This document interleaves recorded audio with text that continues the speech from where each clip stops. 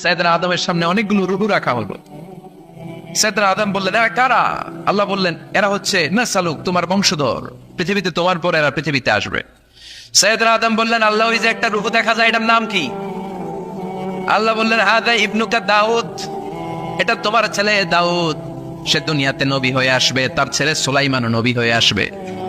সাইয়েদনা আদম বললেন, মাবুদ, আমার ছেলে দাউদের কত বছর হায়াত আপনি দিয়েছেন? আল্লাহ বললেন, আরবাউনা সানা, মাত্র 40 বছর, 4 ইয়ার্স, 40 বছর তোমার ছেলেটা বাঁচবে। ও আল্লাহ, আমি বাঁচবো কয় বছর? তুমি বাঁচবে 1000 বছর। সুবহানাল্লাহ। সাইয়েদনা আদম বললেন, মাবুদ, এত ফুটফুটে সুন্দর আমার ছেলে দাউদ, মাত্র 40 বছর দিলেন কেন? জিদ মিন উমরিহি, বাড়ায়া দেন। কি করেন? সুপারিশ করতেছে পোলার লাইগা কে? আল্লাহ আপনি বাড়ায়া দেন। আল্লাহকে বাড়ানো যাবে না, লেখা হয়ে গেছে, রুফিআতিল আকলাম ওয়া জাফফাতিস সুহুফ, কলম তুলে নেওয়া হয়েছে আর কালি শুকায় গেছে, আর কিছু করা যাবে? সাইয়েদনা আদম বললেন, মাবুদ, আমার 1000 বছর কেন দিলেন?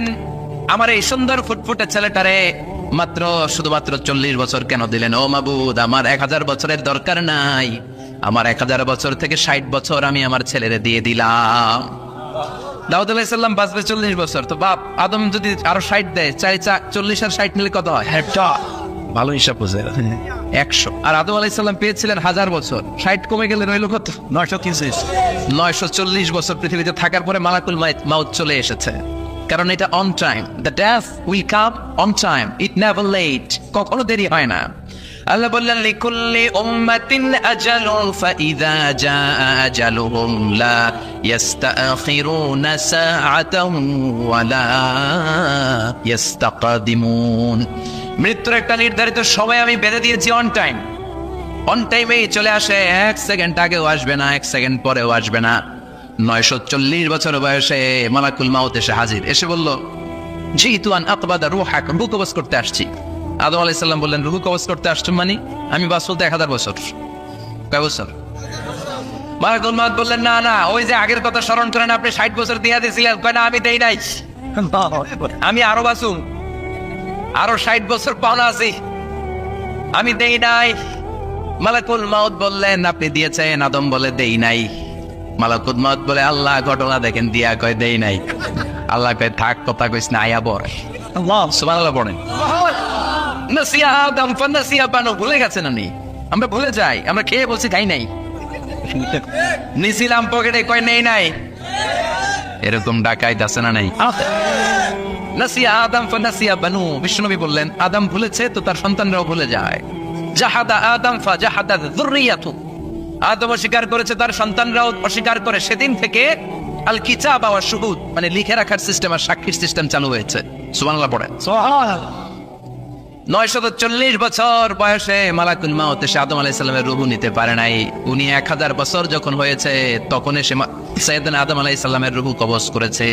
যেই দিন পৃথিবীর প্রথম মানব, প্রথম নবীর রূহ মালাকুল মাউত দুনিয়া এসে কবজ করেছে, ওই দিনটাও ছিল জুমাবার। আল্লাহু আকবার। আবার বিশ্বনবী বললেন, লা তাকুমুস সাআ ইল্লা ফি ইয়াউমিল জুমআ, ইযা যুলজিলাতিল আরদু জিলজালাহা ওয়া আখরাজাতিল আরদু আসকালাহা, ইযা রুজ্জাতিল আরদু রাজ্জান ওয়া বুসসাতিল জিবালু বাসসা। কিয়ামতের দিন পৃথিবীটাকে একটা প্রকম্পন দিয়ে কাঁপিয়ে দিবে কে? মারাত্মক একটা ঝাঁকুনি দিবে আল্লাহ, পুরো পৃথিবীটা কেঁপে ভেঙে চুরে খান খান হয়ে যাবে। এই ঝাঁকুনি আর আর্থকোয়েক, ভূমিকম্প এর ঘটনাটা যেদিন ঘটবে, ওই দিনটাও হচ্ছে জুমার দিন। চিৎকার করে পড়েন সুবহানাল্লাহ। তার মানে আদম সৃষ্টি হলো জুমার দিনে, দুনিয়ায় নামিয়ে দেওয়া হলো জুমার দিনে, তওবা কবুল করে নেওয়া হলো জুমার দিনে, রূহ কবজ করা হলো জুমার দিনে, আবার কিয়ামত সংগঠিত হবে জুমার দিনে। পড়েন সুবহানাল্লাহ। আবার বিশ্বনবী বললেন, আর রমাদান ইলা রমাদান, এক রমজান থেকে আরেক রমজানের মাঝখানে যত গুনাহ হয় মাফ করে কে? তারপরে বিশ্বনবী বললেন, আল উমরাতু ইলাল উমরাহ, কেউ যদি একবার উমরা করে পরে আবার করলে 2 উমরার মাঝখানে গুনাহগুলো মাফ করে দেয় কে? আবার বিশ্বনবী বললেন, আল জুমআতু ইলাল জুমআ কাফফারাতুন লিমা বাইনাহুমা, এক জুমার পর থেকে সামনের জুমা আসা পর্যন্ত যে সগীরা গুনাহগুলো হয়, সবগুলো সগীরা গুনাহ মাফ করে দেয় কে? রজব শাবানে বরকতে দাও, রমজান মাসে গুনাহ ঝরাও, সপ্তাহ জুড়ে তুমি বরকতে দাও, জুমার দিনেতে গুনাহ ছড়াও, রজব শাবানে বরকত দাও, রমজান মাসে গুনাহ ঝড়াও। ঠিক কি না? তার মানে জুমার দিন গুনাহ মাফের দিন।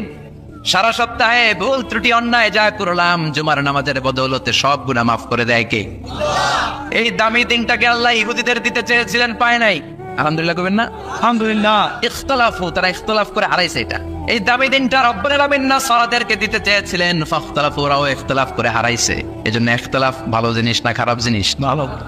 মারামারি ভালো জিনিস না খারাপ জিনিস? আর ঐক্য করা ভালো জিনিস না খারাপ জিনিস? ঐক্য করতে রাজি আছেন? ইহুদিদেরকে আল্লাহ দিতে চাইলেন, ইখতিলাফ করে হারাইছে। নাসারারাও হারাইছে। ফাজা আল্লাহু বিনা ফাহাদানা বিহাদা দ্বীন। রব্বুল আলামিন এই দিনটা আমাদেরকে দিলেন, আমরা ইখতিলাফ করি নাই, বিশ্বনবীর হাতে হাত রেখে ঐক্য করে ঘোষণা দিয়েছি জুমার দিন আমাদের সাপ্তাহিক দিন। সুবহানাল্লাহ। বিশ্বনবী বলেন ফাহাদান লিল ইয়াহুদ, সাপ্তাহিক আনন্দের দিন ইহুদিদের জন্য হচ্ছে শনিবার, ইয়াউমুস সাbt, ও বা'দা হাদ লিন নাসারা, আর খ্রিস্টানদের জন্য হচ্ছে রবিবার, আর আমাদের জন্য হচ্ছে শুক্রবার। চিল্লায় পড়েন আল্লাহু আকবার। তার মানে জুমার দিন, জুমাবারের মর্যাদা বেশি না কম? চিল্লায় বলেন বেশি না কম? জুমার দিন সকালবেলা ফজরের নামাজের পর থেকে ফেরেশতারা যতগুলো মসজিদে জুমা অনুষ্ঠিত হয়, ওই মসজিদে ঢোকার প্রতিটা দরজার মধ্যে দাঁড়িয়ে থাকে। কারা কারা আগে আগে জুমার নামাজ পড়ার জন্য মসজিদে যায়, প্রত্যেকের নামগুলো একটা জান্নাতের রেজিস্ট্রি খাতার মধ্যে তুলে নেয়। এই নামগুলো স্পেশালি আল্লাহর কাছে পাঠানোর জন্য। সুবহানাল্লাহ কইবেন না? ডানে বাঁয়ে সামনে পেছনে যতগুলো দরজা, প্রতিটা দরজায় ফেরেশতারা বসে থাকে।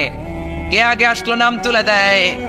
তুলতে তুলতে তুলতে তুলতে খতিব সাহেব যখন খুতবা দেওয়ার জন্য মিম্বারে যেয়ে বসে যায়, ফেরেশতারা তাদের খাতা বন্ধ করে তারাও খতিব সাহেবের সামনে জুমার খুতবা শোনার জন্য বসে যায়। পড়েন সুবহানাল্লাহ। প্রথম জুমার দিন জুমার মসজিদে যে ঢুকবে, বিশ্বনবী বললেন আল্লাহর রাস্তায় একটা উট কুরবানি দিলে যেই সওয়াব, এই সওয়াব আল্লাহ আমলনামায় দিয়ে দেন। দ্বিতীয় পর্যায়ে যে ঢুকে, বিশ্বনবী বললেন বাবা গরু কুরবানির সওয়াব পায়। 3 নম্বরে যে ঢুকবে, বিশ্বনবী বললেন কাবসা, হাদিসের ভাষায় এসেছে আল কাবাস, কাবাস মানে হলো বকরি, বকরি কুরবানির সওয়াব। 4 নম্বরে যে ঢুকবে তার হচ্ছে দাজাজা, দাজাজা মানে মুরগি। 5 নম্বরে যে ঢুকবে, বিশ্বনবী বললেন বাইদা, নোয়াখালীরা কয় বয়দা, আমরা কই আন্ডা, কুমিল্লায় কই ডিম। আছে না নাই?